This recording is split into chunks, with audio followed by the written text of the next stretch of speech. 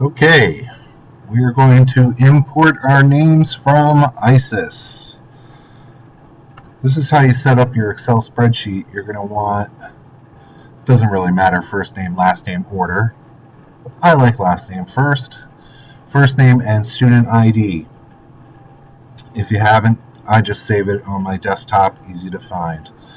In this example, I asked for ISIS to, or that my person from ISIS, who I can't believe this, we still support ISIS, but to give me the entire 4th, 5th, and 6th grade, which is going to cause a problem in the future that you're going to have to fix. But if you have a list that's just the kids that signed up for strings, you're perfect, in the clear. But anyway, the importing is the same.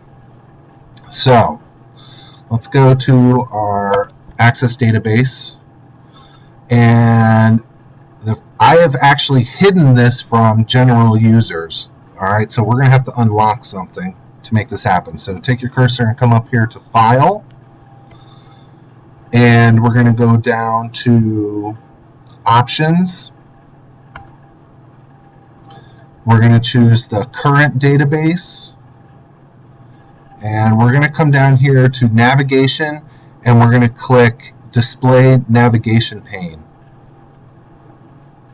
and hit OK. You'll get this pop-up afterwards. Okay, it says that you have to open and close the database, but you really don't have to. I've got a trick for that. So hit OK.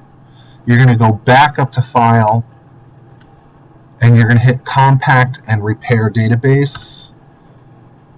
And it's just like opening and closing it, but you never have to do it. Alright, now you're going to see this navigation pane here on the side. You're going to click the menu here at the top, and if it doesn't say Tables at the top, which is what you need to look at, you can just open up this menu and go to Tables. And I just want you to take a look at it. These are all the tables that house all the information for the database. Queries or questions, I'll just show you that, how many are involved in this. These are all the commands that I've written to make it work. And then there are macros and all these other things, but tables. Now what you're going to do is you're going to be importing into this student table, and you don't need to open it up.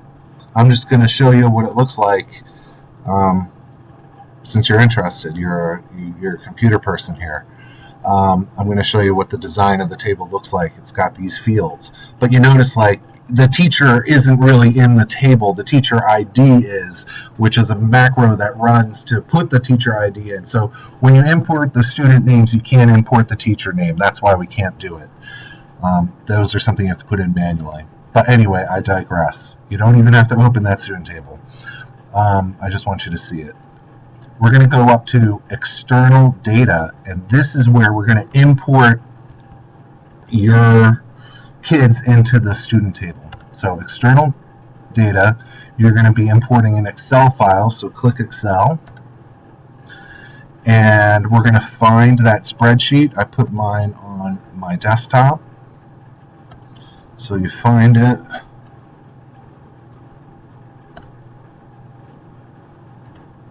Alright, and then it says we're going to append a copy of the records to a table.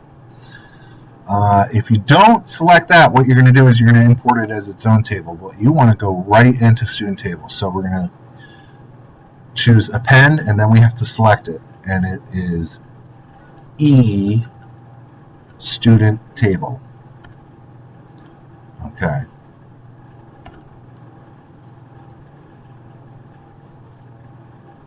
You want to have the column headings because you want them to have the same title. So last name, first name, student ID. I forgot to say on the Excel spreadsheet, it's important that it's spelled exactly the same way.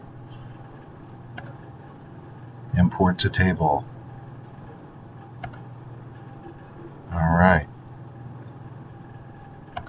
We're done. Let's just open it up. You can see there are all my kids. Alright. Close this table. X out of that table. Close your navigation pane.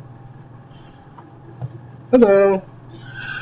And then what you're going to do is you should go to students here, open it up, and there you have all your students. Now, if you go to the student drop down, nothing's going to be in there.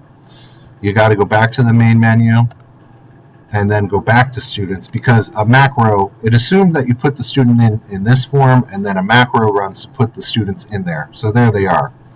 Now, back to that problem I was telling you about with if you have extra students in your download that don't join strings, they're going to end up in your school stats. See, I have 131 kids in my program. That's not true. So you're going to have to go back and erase those students from the student table.